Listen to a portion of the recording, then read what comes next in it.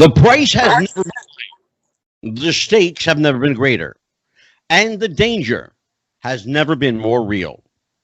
We're joined tonight by Katie Lee, a woman who represents all that is good and right in a sport that has fallen off the rails and seemingly lost its way. The human toll and the loss of life in this sport is staggering. In a sport where many consider it a joke at best and pornographic at worst. Join me for an unfiltered look into the world of competitive female bodybuilding from one of the top names in the business, Katie Lee. Katie, how are you? Welcome to the show. Thank you so much for having me. It's a pleasure to have this all-important topic of. It is a quite frankly, Katie, be honest with you, it is a hot button topic. I will tell you, in the interest of full disclosure, I want to tell you, I invited Annie Rivecchio to be on the show tonight. I also invited Colette Jamon. I keep forgetting her last name. Colette. Yes. Big girl. Yeah. She flatly refused to appear with a couple of expletives. Okay. Anna Rivecchio, I have the feeling, didn't want to appear because she knew where the conversation was going to go. And we will, let's just, I am, and everybody who knows, they watch the show. A lot of people watch this show. And thank you for the 2 million downloads. They will tell you that I'm a no bullshit kind of guy. I go right for the jugular. So here's the deal. I'm a fan of, I will tell you quite frankly, I'm a fan of the sport. I followed it from the early days, its early inception, way back to people, think it began in 75, 76 with Arnold Schwarzenegger and the Pumping Iron movie, Pumping Iron 2 Women. My date probably precedes that by about 15 years. I'm 62. And I remember people like Mildred Burke, who was a female wrestler and very jacked for the time. We're talking about the 40s and 50s, where you didn't see women with biceps. And if you did, you questioned whether, in fact, it was a woman or not, quite frankly. Right. The world of female bodybuilding, however, as an organized sport, you must admit is relatively new, probably 25 or so years, maybe 20, 25 years. How did it get from the competitive stage level sport field to where, and I'm just going to go for it right at the beginning of the show, to where women are having to basically do porn movies to support their lifestyle? And let's just be honest about it. I have to say something in full disclosure. There's no problem with the men gaining sponsorship money. And I understand why some women may feel like they have to go that route. I have other avenues that can make money for them, but for whatever reason, the porn business gravitated to female bodybuilders like ants to an ice cream cone on the ground. Yeah. So what happened here, Katie? First of all, welcome to the show and thank you for being here. Yes, thank you for Let's having just get me. right into it, kid. Yeah. I mean, it's a personal choice at the end of the day. If that's what you choose to make money, then that's your choice. I don't judge women on that. I personally do not go that route. I don't, just morally, I have values, my family, it's just not how I was raised. But again, I don't judge any other women. If that's what they have to do, is what they have to do. You got to pay your bills. You got to do what you got to do. I'm not sure why it kind of took that route. But I think it had to do with maybe the demand. So as female bodybuilding started, and maybe girls saw it and realized they didn't like it that much, like the more they saw it, they're like, oh wow, I actually am drawn to this. Like I am for some reason just, fixated on it. So I think it started to just grow. And then of course, you know, you have girls, oh, can you just send me pictures of, you know, you just flexing? So you're like, oh, okay, flexing is okay. Yeah, we'll send you a picture. And then they start to push it a little bit more, a little bit more, a little bit more. And then the next thing you know, they're in hotel rooms, they're doing Yeah. wow, like that's pretty intense, you know. And again, it's not my thing. I have not dove into that side of the industry, but I do know a lot of girls who do. Oh yeah, I've absolutely. heard the You heard me story, say you know. yeah, and it's interesting. You heard me say at the beginning of the show that you are a woman who represents everything that's good and right with the sport. I chose you to be on the show along with the other people I chose who, by the way, in the interest of full disclosure, in case you're just joining us, Ann Revecchio turned us down. I guess she's too happy with muscleangels.com or whatever that thing is. Right. And Colette, whose last name I still fuck up, who looks like a block of meat. Yeah. Yeah, we're going to talk about her too. Because you'll know something about me very quickly. You're going to become my best bud. I'll tell you why. Because I'm unfiltered. Unfiltered. Yeah. So here's what we're going to do. Let's talk about how you're able, first of all, how you're able to make a living, number one, but how you're able to sustain your training, your lifestyle. It's not something that you can just stop doing. Right. Because then your body has serious repercussions health-wise if you just stop. You can wean off of bodybuilding, but it's like a drug. You can't stop cold turkey. What methods and means are you using to supplement your income? As I know that you're not doing any porn, and I know you're not doing any of that crap. So how does Katie Lee make things work in 2020? So I did start my own business in 2018, March of 2018. Personal training. I do nutritional programs for clients. I do their programs according to their goals. So they want to put on muscle, lose weight, just be a bodybuilder, not be a bodybuilder, just be a normal woman that's toned. Like I get all walks of life. So that's pretty much where 90% of my income comes from, is just the personal training.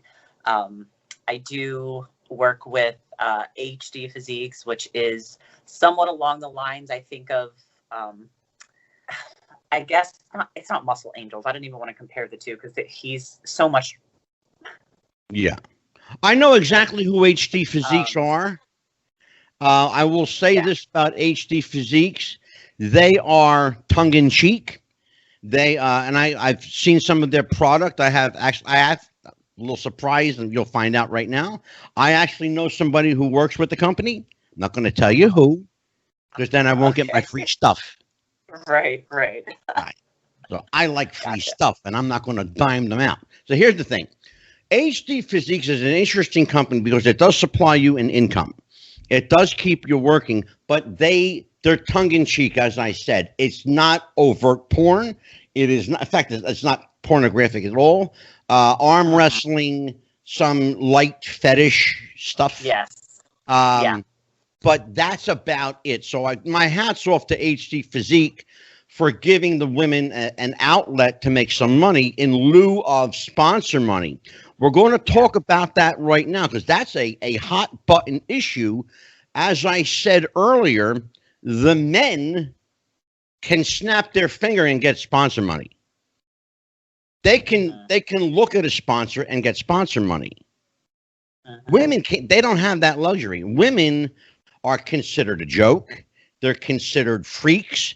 They are still, like it or not, women bodybuilders are still the freak show of the sports world. But yet it's okay to see a volleyball player in the Olympics with muscle. It's okay to see a gymnast in the Olympics with muscle. All this is okay. But heaven forbid a woman walks onto a stage in a bikini and starts, flexing. Then there's a problem. Right. Yeah. Talk to me about the hypocrisy or the dichotomy thereof. Yeah. Have at I'm it, not. kid. I, Just call me you know, Dr. Angelo. yeah, right.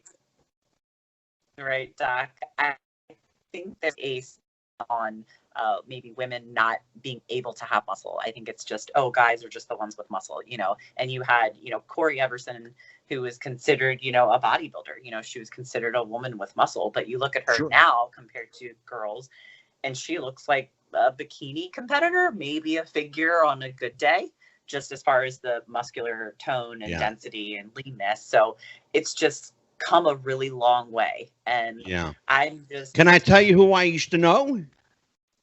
I think you'll find this from the women. I think you'll find this interesting. I'll tell you who I used to know. You'll get a kick out of it. Her name was Sue Price. Mm-hmm. You remember Sue Price? Now, sounds very familiar. She did a film called Nemesis. If you ever saw that film, Nemesis, check it out sometime. It's called Nemesis. She actually did the director of the film series. He's a big female bodybuilding fan, and he used female bodybuilders in all 4 of his movies. The first one was Sue Price. It was called Nemesis. But she was a blonde-haired woman. She still is, in fact. But even now, at 57 years of age, she's still healthy looking. She's not jacked up. She's not like roided out. She's a healthy looking 57-year-old woman. The problem that I think society has, and you addressed it a moment ago, is this the freak element, the sideshow element. The woman who walks down the street and you go, like, do one of these jobs. Yeah. Is it, or is he or is she? Right. So let's talk about that, Katie. Yeah. I think it just comes from, I guess, the women making a choice to take it too far. I just come from a place of, my coach addressed training and nutrition. We didn't even mention drugs until I was prepping for my pro card. So I was in the gym probably a solid 4 years before I even knew about anything. And then in those 4 years, of course, I'm seeing Instagram, I'm seeing these girls, I'm seeing everything kind of unfold in front of my eyes. And I'm like, wow, like, I wonder if I'll ever get there. I wonder if I'll ever get to that level. But fast forward, 4 or 5 years, and it's just, it was put on by just training. It was put on by just strict. So let me ask you now, then it's put on by training, and you spent more than a couple of days in the gym. It's pretty clear. Right. That's what I can say is I don't want to say outperform other females, because I'm not saying that they don't work hard either, but I can guarantee you that I've never really met another female that trains the way that I train. And it's just. Well, and I will, not that my opinion means anything, but I will tell you, having read some reviews on Katie Lee today, in fact, a lot of them, you are considered the most, I wrote it down, the most physically, aesthetically appealing. I had to write that shit down, okay? It's the most physically, aesthetically appealing, number 1. Number 2, I am told, whatever this means, is that you have the world's best peaks. Yes. Okay. So you don't have to demonstrate. I figured I probably know what peaks are. It sounds dirty, too. My Instagram. Right. Sounds dirty. But here's the thing, though. To train to be a bodybuilder, to train just to get in shape, or just to stay tuned, as you were saying earlier, all of this requires that some level of discipline must be imposed. So when do you make the decision that I'm going to go balls to the walls with this, and I want to be, jacked up, and I want to have muscles and all this kind of stuff? When does that happen? How does that conversation take place? But say that one more time. I'm sorry. You're. I'm sorry. Yeah, as I said, there are people, enter this at different phases. Some want to be, bodybuilders, and some want to stay in shape or just be tuned. Mm-hmm. At what point, how does the conversation go that I want to have muscles? I want to be big. When does that occur? My first. So I got into the gym and I just started working out. I didn't really know what I was doing. I had no structure. I ended up actually meeting a pro bodybuilder who ended up being Mr. Olympia one day down the road. He got me into bodybuilding. Basically, he told me that I had potential. I didn't see it in myself. I had no idea what he was even looking at. But he said, hey, if you really dedicate yourself to this, I really could see you being,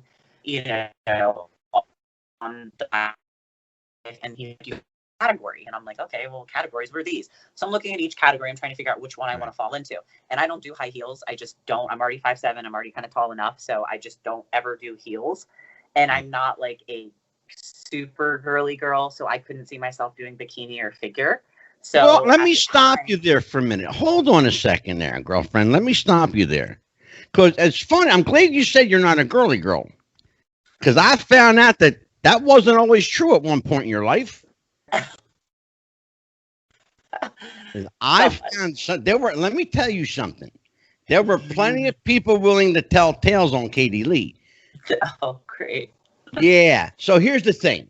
They tell me that you were, in fact, when you were a little girl, a girly girl, and that you were quite shy when you were a little kid. But then you discovered high school sports, and it's been hasn't been turn your head back since day one. You balls to the walls. That's what they tell me about you. The person who told me this knows you well, and I'm not going to dime them out either, because I have to keep my sources, kid. Right. I am told that when you were a little girl, that you were quite the girly girl. You didn't like getting dirty. You didn't like the big thing was Katie Lee didn't like getting her hands dirty. Mm-hmm. Sort of. Yeah, that's what I heard. Somewhat. And that high school sports was never look back after that. It was balls to the wall. So when did the wallflower become the wall? I think it was probably middle school into early high school. I found basketball. I was a huge basketball player. I thought that's what I was going to be when I grew up. So I was always an athlete. I had that baseline athletic ability. So that's why, bodybuilding was kind of just natural for me. I liked the challenge. I loved just, saw Dana Lynn Bailey. She was the first women's physique poster girl, so sure. I'm just looking at her like, wow, like I love the way her shoulders look. She's super lean, muscular. So that's really the first person that I saw that I was like, wow, physique is it for me. I don't want any other category. Is balance of femininity and muscle. And I don't want to go female bodybuilding hardcore because I just don't want to take it that far personally. Right. So physique was perfect for me. It allowed me to be big and muscular. And I had arms in the 5th grade. Okay. I was teased most of my life for it. So now it's actually reversed because I would try to hide it when I was little. Now it's like, it's out there, like, bam, like I can actually show it off, not be ashamed of it. Like, so now I used to get like, made fun of, and now I get worshipped. So it's very weird, but it's an interesting dichotomy. I was lifting hard and heavy. Yeah. Here's the thing, though. It's an interesting dichotomy.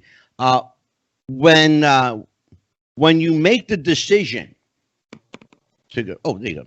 I saw a finger.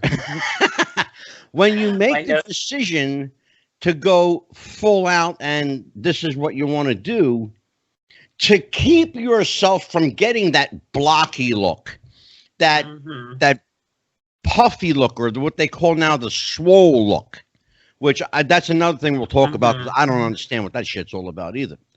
But apparently there are people going for this look called the puffy or swole look.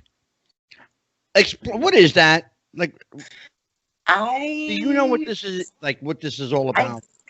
I'm guessing they just want to emphasize size and mass, because I think that's a lot of what those, guys maybe want to the bigger the girl can get, the better. They want, because that's what they would always tell me, please get bigger, please get bigger, please get bigger. And I'm like, I mean, I'm just enjoying the process. Like, I'm not doing this for you. I'm really doing it for myself. So the way that I train, well, of course, yeah, I was going to get Well, bigger, you said something important just now.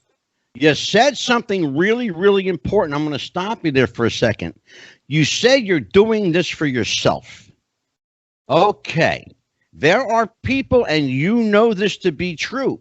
There are people in your profession that are not doing this for themselves. They're doing this for other people, and they're doing it for other reasons, mostly financial, some personal, some out of spite for whatever reason. And I know a couple of people doing that.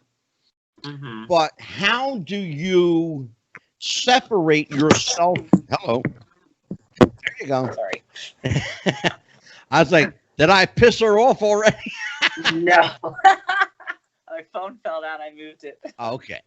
But here's the thing, though. And at some point, you know, you make the distinction between getting super crazy and just being healthy. Now, right. What do you personally do for you, since you're doing this for you? What do you do to separate yourself from the flock? I just be myself. I mean, I think a lot of these girls, they kind of try too hard, or they push the envelope a little bit too hard.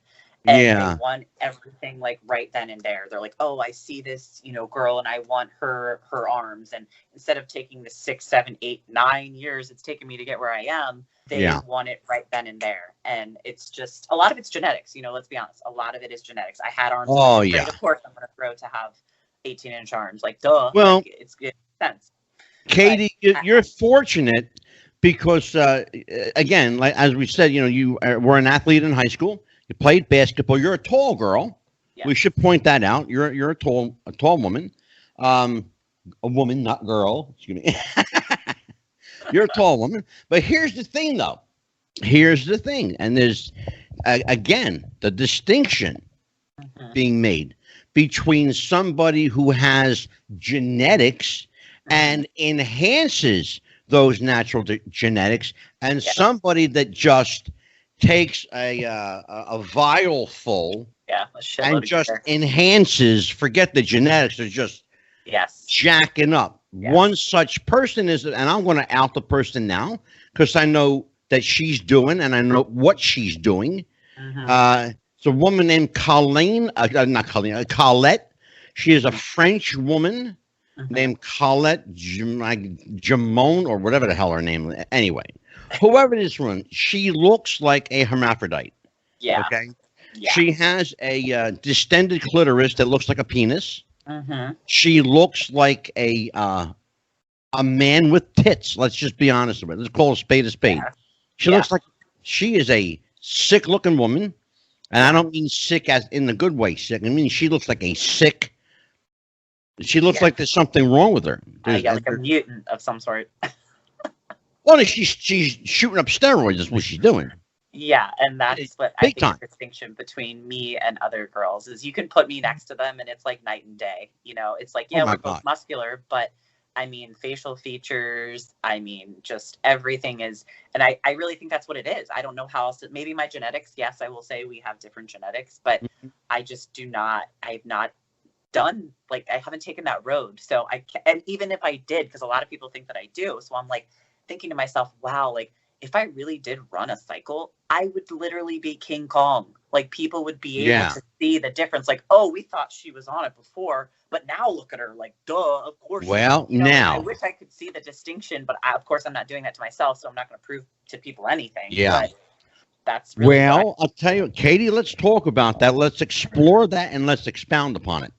Because there are a couple of people that were brought to my attention that I want to talk to you about. I had no knowledge of who these people were until just recently. There is a woman, I'm looking at her name. It is Renee Tony. Yeah. She's an African-American woman who has 27-inch biceps. That's bigger that is literally bigger than Hulk Hogan, okay? Yeah. Mr. O probably. But here's the kicker, and again, I'm going to out them if they're juicing. Yeah. She claims to be natural with 27-inch biceps. Okay. Good grief. If you've believed that, Katie, I got some swampland in Hoboken, New Jersey for you. Right. It's like unbelievable. Like I don't know why. So now, are they lying to the public? Are they lying to themselves? And if they are, why? Why insult somebody's intelligence like that? I think it's denial. Just denial. I feel denial. Like they are. Are you kidding me? Not accepting it and not being honest with themselves. You're like, hey, there you go. You do have girls that will take it and they'll be like, yeah, I take it, and so what? So you're like, okay, cool. I can't say anything to her. She's being honest. Let her do her thing. Who cares? She's not hurting anybody. But the people that constantly deny, when you're like, lady, come on. You can't play a player. Okay. We all know that. Oh yeah, absolutely. Just don't be ashamed of it either. If you're doing it and you're ashamed of it, then that's a problem. That's more of an internal problem that you need to deal with, that you cannot accept your choices. And that's a really good point. That's a really good point. If you're ashamed of anything that you're doing, I got a simple solution for you. Don't fucking do it. Right. Okay. If you can't openly admit it and share it with people, then why are you even doing it? And then if that's the case, you're trying to hide it. You're just hiding it from yourself. You're making yourself look stupid in front of people, which I'm sure you don't want to do. And, again, if you're going to do it, just say you do it. Okay, cool. Send them to Dr. Angelo. I'll fix them right up. It's just fix them right up. Let us talk now about, we got to talk about this. And I saw this documentary and I didn't quite understand what all the hubbub was until I researched it. A competition that died a slow, painful death many years ago called the Sisters of Iron. Are you familiar with this? Yes, does ring a bell. Okay. The documentary I saw followed a group of female bodybuilders into the very last competition of what was called the Sisters of Iron circuit or competitive contest, however you want to call it. And they were extraordinarily sad, and they genuinely seemed like they were losing a part of their family and not able to see all these other people. When you have a group like that dies a slow death, that was doing everything right, seemingly, and on the surface and the research I did, they seemed to have done everything right. They had sponsors. They had the clean, drug-free women, which was really important to them, and the founder of the contest. The problem was they had they did not have the one thing that you and I just talked about, which was sponsorship money. Yeah. And when you that almighty dollar can make or break you. Yep. Is there a safety net for female bodybuilders? Is there a way to recoup what's left of their dying sport? Because let's just call a spade, Katie. It's dying a slow, gruesome death. It really is. Yeah. So you're asking how we could keep it alive?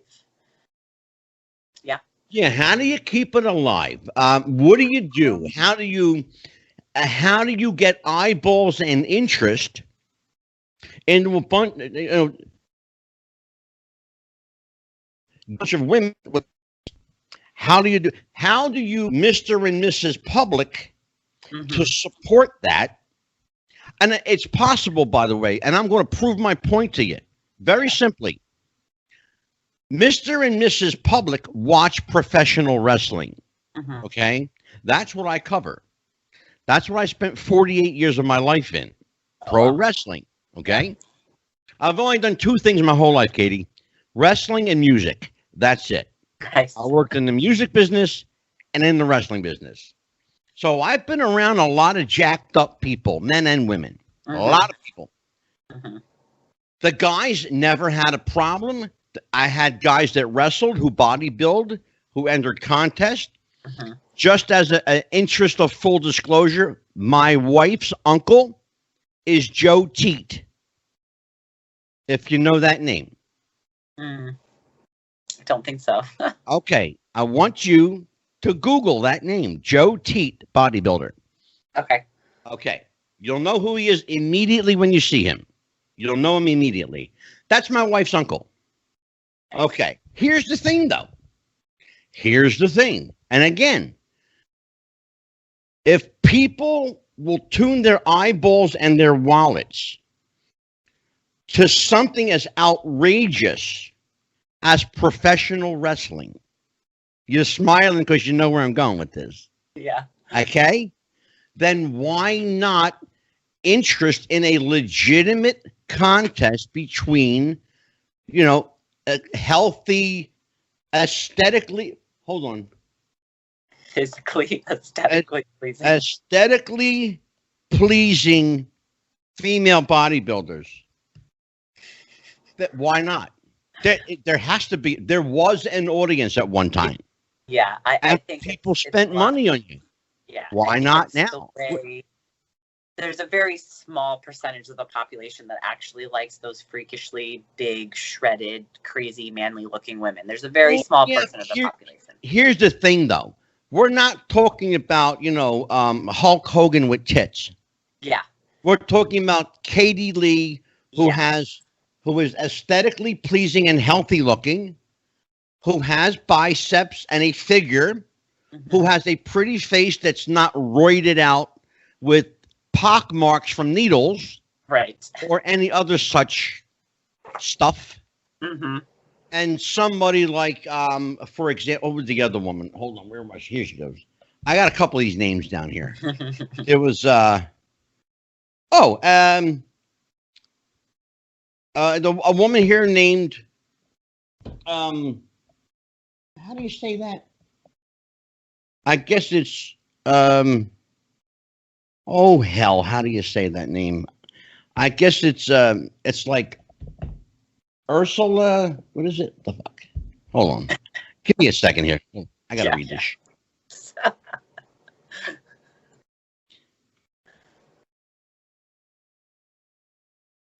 Ona Horepka. I know who. Yeah. You know who I'm talking about? Okay. Yep, I know who she is. God, you need a dictionary to pronounce her fucking name. Jesus. I know. That's crazy. I never knew how to pronounce it. I knew how to spell it, but I never knew how to say it. So I'm glad you. Here's the thing, though. She's not outrageous. She's a big girl, yes, jacked up, yeah, but she's pretty. She's got a figure. She has pleasing. I love that. Pleasing aesthetics. Yes. I got to steal your description to describe other people now. Right. Funny. That's funny shit. But there are the blockheads out there. There are the Colettes out there. There are the Renee Tonys out there who are just, massively jacked to the gills. And we know that they're taking shortcuts. So don't even try to insult my intelligence or bullshit me, because I know better. But someone like yourself, who trains hard, who has a healthy diet, who takes supplements, legal supplements, by the way. Correct. And not the illegal shit. Yes. Not in the dark alley. You actually buy your supplements in a supplement store. Correct. Not in somebody's trunk of their car. Right. Exactly. They weren't made. So how do you clean up this tarnished image? How do we do it?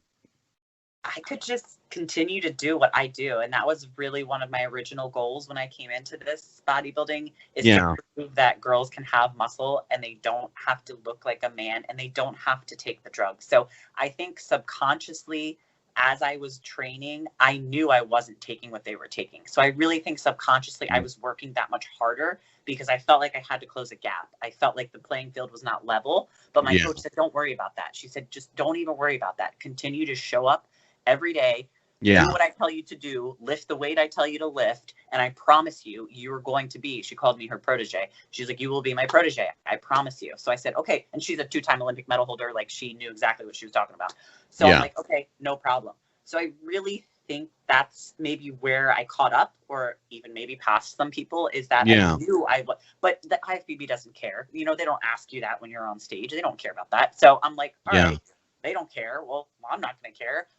I just got to make the, close the gap somehow. So sure. More cardio, less sleep, more training. I'm up at 3:30 in the morning training with my coach by 5. Like, that's just what I had to do. But nobody knows that. Nobody sees that. Nobody cares to ask. They're just like, oh, she took. Let's have that conversation. Let's have that conversation. Let's talk about the healthy lifestyle. We should point out to people that you're not just a female bodybuilder. Yes. You are a 2-discipline track athlete. You are a North American Jiu-Jitsu champion. You've been involved in karate and Jiu-Jitsu for a long time. And so walk me through those. Let's just talk about your physical disciplines. What do you enjoy when you're not working out besides working out? Well, I like what do you do in your spare time when you're not working out? I'm working out. Right. I was going to say, if I'm not actually lifting weights, I'm either doing MMA, I'm doing jiu-jitsu or boxing or Muay Thai in my spare time. So I'm really in the gym 3 times a day. So I'm lifting jiu-jitsu and Muay Thai. And that's really just what I just live a lifestyle of sports. I live it through what I do on a daily basis. And a lot of people don't realize that, but I do. Like, I'm always doing something. I have a surprise for you. Yeah. The other night I had, you know who Matthew Granahan is? Mm-mm. Do you know that name? I don't think so, no. They call him the King of Connecticut. I'll tell you about him in a minute. Matthew is involved heavily with the MMA, the Ultimate Fighters. He is the manager of Stephan Bonnar. You know who Stephan Bonnar is? I do know. Okay. Yep. UFC guy. Yep. Yeah. I have a surprise for you, kiddo. I have an MMA legend coming on the show in about 2 weeks. Oh, cool. And I'd like to invite you back for that show. Oh, cool. Yeah. His name is Dan the Beast Severn. Yes. Okay. He will be joining me. I also have a show scheduled with Stephan Bonnar.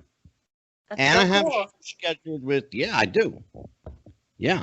His fight with Forrest Griffin was one of the best UFC fights in history. Oh my God! Oh, please, that's me. Incredible.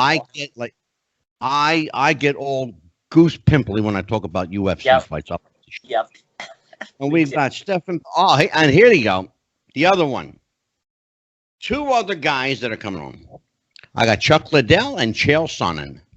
What? That's awesome. Yeah, and I'd like to invite you back for each of them shows. Oh, cool. So, I'd love to. Uncle Angelo give you an open invite anytime you want to come back. That is so cool. Thank you. I'm old. Call me Uncle Angelo now. So here, so here's the deal. You start out in high school with the sport. When did it was clearly basketball first, running, track and field, that sort of stuff. The other thing was jiu-jitsu. I found out today about your jiu-jitsu background and karate and MMA. And so let's talk, which came first and which one of these disciplines bred the other? I think they all kind of fell into one another. Once you Why does that not surprise me? Well, once you become really good at one area, you're like, okay, well, I can take this area and then I can kind of relate it to the next area. And then that area, okay, well, I need a new challenge. So what's the next step? Where can I take it next? So they all kind of link up to each other. Basketball, okay, it's a sport, it's physical, okay. Now we got jiu-jitsu. Okay, now we got bodybuilding. That's even more of a challenge, because you got to do the dieting too, and that's even more. And then you're like, okay, what else can I do next to challenge myself? So I think it really just fell into that domino effect of constantly wanting to be challenged and using my strength to certain areas, that are going to help me. I can use my strength in jiu-jitsu. I can use it in MMA. And it's actually cool because bodybuilding really is subjective. They don't really care what I lift on stage. They don't care about what I perform Yeah. in the gym like. But now it's like jiu-jitsu, MMA, it's so measurable that people can say, yep, she won for sure. No debate, hands down. It's not like, oh, the judges liked her more or saw her on some show that they liked, so let me just give her the first place. You know, it's not like that. And that's what I think I really like the most about it, is it's actually. I heard something else about you too. The other thing I heard about Katie Lee, but she gets bored very easy. Yeah, I think so, yeah. I think so, yeah. I'll agree with that. I need that extra. So what do you do? They said here's what they tell me about you. The elusive they tell me that you bore very easily. I wrote all this shit down, by the way, too. That you bore very easily, that you're always looking for the next thing to do, whatever the hell that means or is. You're always looking for something to do. You're always on the move to do something. Yeah. But quenching your thirst for something exciting is an endless task for you, because you're looking for that next thrill. You're like a thrill seeker. Yes. It's like what happens when the roller coaster is done, the ride. Right. I mean, Katie stays on the seat and waits for the next. Yeah, pretty much. I mean, I'll be 34 on September 12th. So like, you're getting to that point in life where, you know, you don't want to stop. Like, I don't want to stop competing, but let's be honest, I don't have that much longer to be competitively fighting and jiu-jitsu and bodybuilding. You know, like at a certain point I do have to start a life. I need to start a family. Like, I get that part. But for now, I think I got a good, 4 or 5 years left in me to compete at a high level. And I'm going to always want to keep this physique. I'm going to work my ass off to keep this as long as I possibly can. And that's the great part about it, is it wasn't synthetically put on. Like, this was put on by just years and years in the gym and tons of weight and tons of reps. And I can't even go into how much time I spent in the gym. But well, again, and the other thing too is, and you alluded to this earlier, but a lot of this is just nature. It's, you take nature and build upon it. If you have nothing to build upon, and then you are at the mercy of artificial stimulus, and you're at the mercy of artificial means, that's problematic. Yes, and I never wanted to become dependent on that. So many of these athletes, I'm sure, are dependent upon it, or it's just like a regular drug. It's just like people want to stop heroin, they want to stop cocaine. Oh, great. But people want to stop steroids. They're like, what? No. Oh, I'm going to lose all my gains. Oh, I can't do that. No way. But you're like, listen, just because you're a bodybuilder does not mean you need to take steroids. They think they go hand in hand. Like, oh, I'm a bodybuilder now, so I got to start cycling. And it's like, no, bodybuilding's a lifestyle. It's a mindset. It has nothing to do with steroids. Katie, I will tell you that it's as prevalent in the world of professional wrestling as it is in bodybuilding. And in fact, to be honest with you, probably more so. Yeah. Because these guys are on the road, when wrestling is in full swing, these guys are on the road 6-7 days a week. Yes. They never see the same town twice in a week. It's extremely rare. It's hard. They're either in a car or on a plane. So the opportunity for them to get into a gym is rare. Yeah. So they, naturally they take unnatural supplements to keep that look, that aesthetic. Yeah. What we call in the business ring-worthy look. Yes. You have to look a certain way. Yep. Because that's who buys the tickets. The men and women who buy tickets, and young teenagers and people who buy tickets, they want to see somebody that looks like Superman. Exactly. They have to have that look. Yeah. There was a very well-known female bodybuilder. I'm sure you knew her, or you knew her name anyway. Her name was Joni Lauer. She was a wrestler named Chyna. Yes. Now, Chyna, Joni was a very muscular woman when she came into the WWF.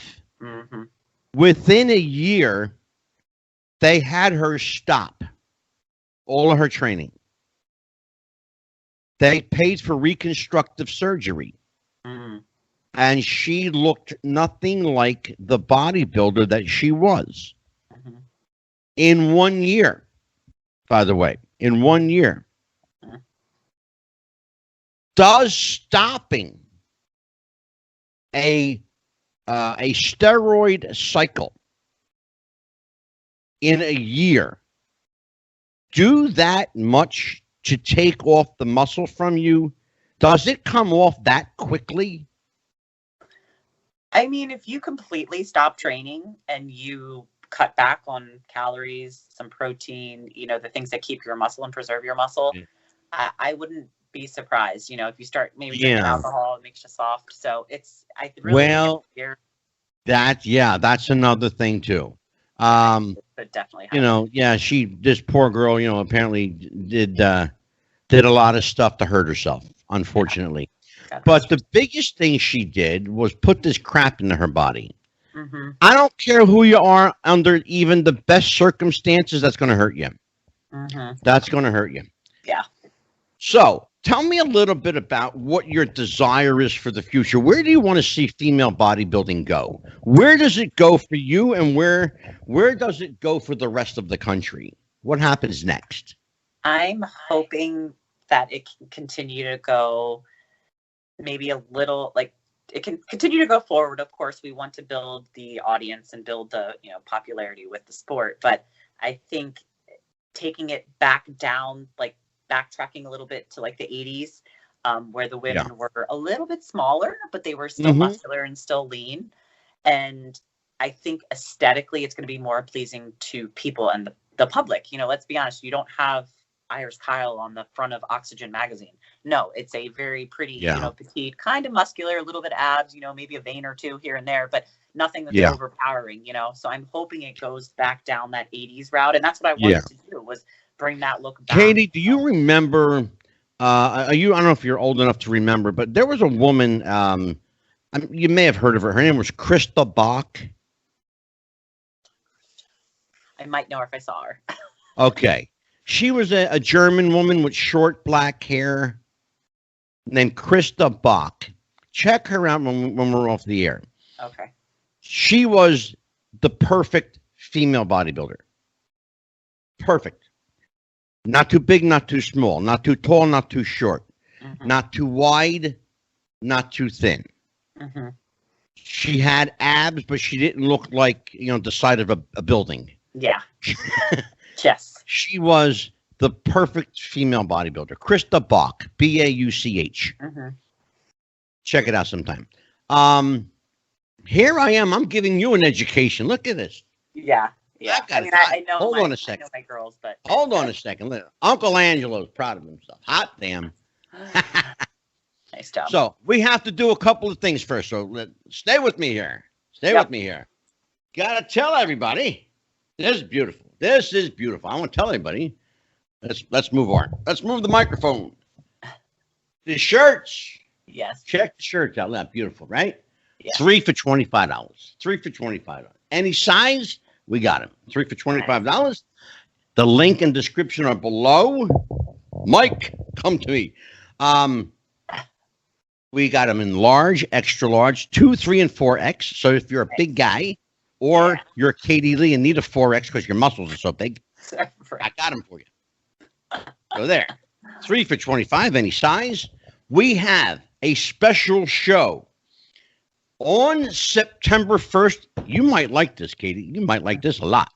Okay. We have the return of Vince Russo, the former head writer for the World Wrestling Federation, will be joining me. He's coming back, along with Stephen Plim.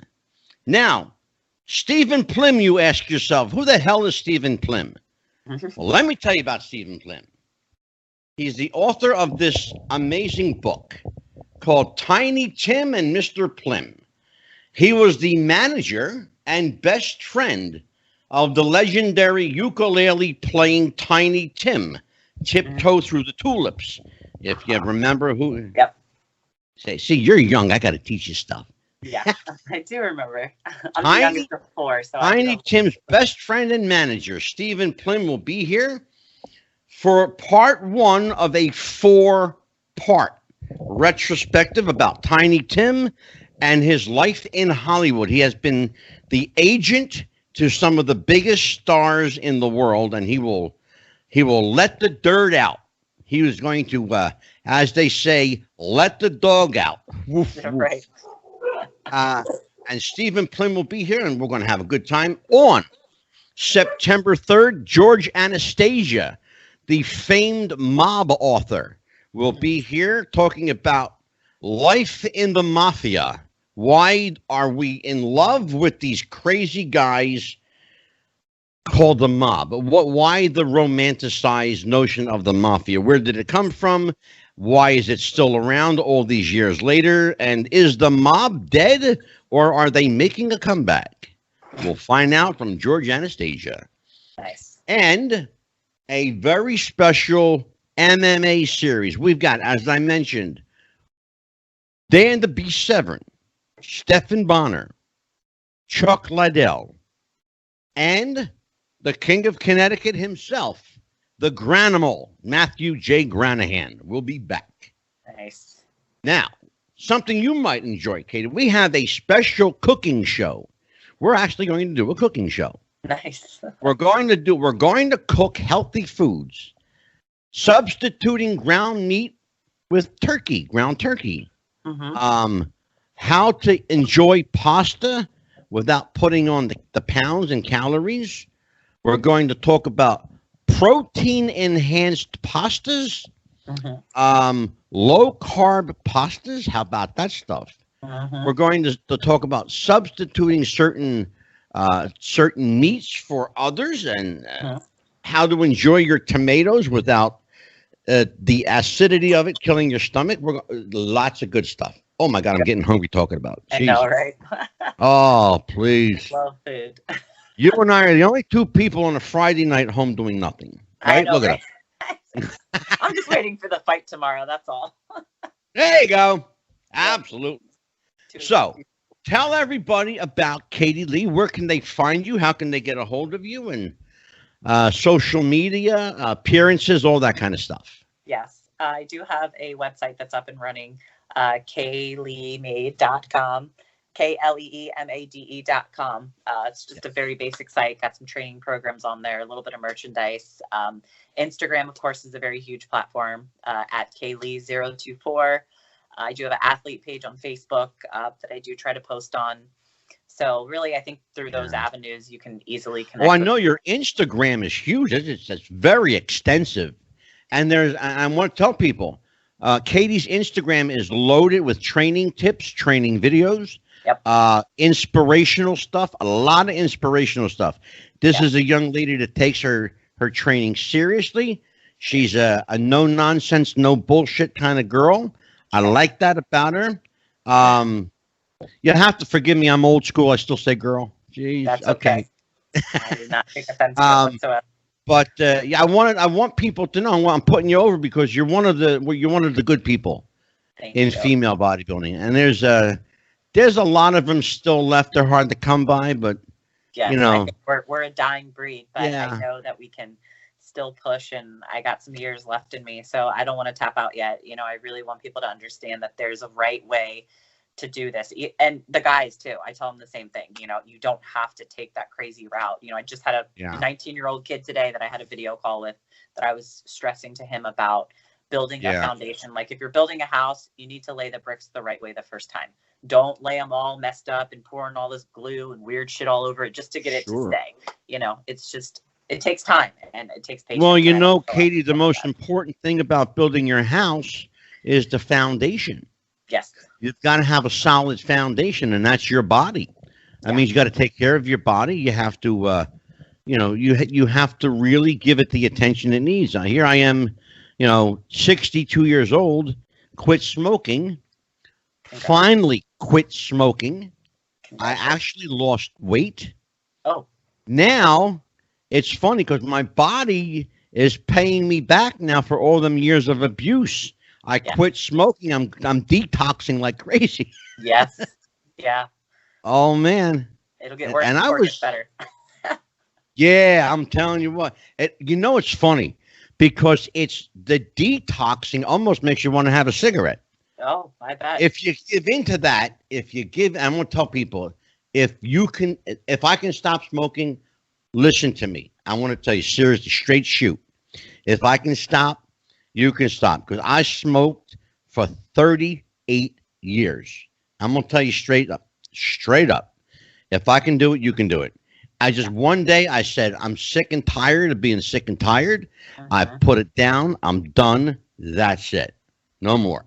Good for you. And I haven't looked back. And it's been almost 2 months now. Good job. Congratulations. And here's the best part, Katie. I don't even get the urge anymore. Yep. The first couple of weeks I did bad. I bet. Yeah. Yeah. It's Well, I'll tell everybody that Katie Lee will definitely be back. I will guarantee she'll be back. I give you that promise with her sitting here. I'm telling you now. You're coming back, kiddo. You're coming back. I will. For all the UFC guys, you got to bring me back. We'll do Oh, my God. Yes, absolutely. Are you kidding me? Absolutely. For sure. So don't hang up after we're done. So I'm going to tell everybody, Wrestling with the Future now has a dedicated YouTube channel. Thank you for over 2 million downloads worldwide, 139 platforms across the globe, 7 commercial radio stations, 3 international television stations. Thank you to Robert Whitaker in England. Thank you to our friends Amy in Canada, Skynet Canada. We love you up there. Thank you so much. And we're starting a new episode next week, a new segment. It's called Cryptic Corner. For all of you, ghost hunters out there, you guys that like Bigfoot and the Chupacabra and Mothman and all that kind of crazy shit, guess what? We got the mother load for you. Next week, we're going to dump it all on you. So join us next week for Cryptic Corner. So, for my co-host, Dan the Man Sebastiano, who has the night off, for Jason the Bearded Sensation, who has the night off, flying solo tonight, I'm Psychic Angelo. Take care, everybody, and happy wrestling. Bye-bye. Thank you.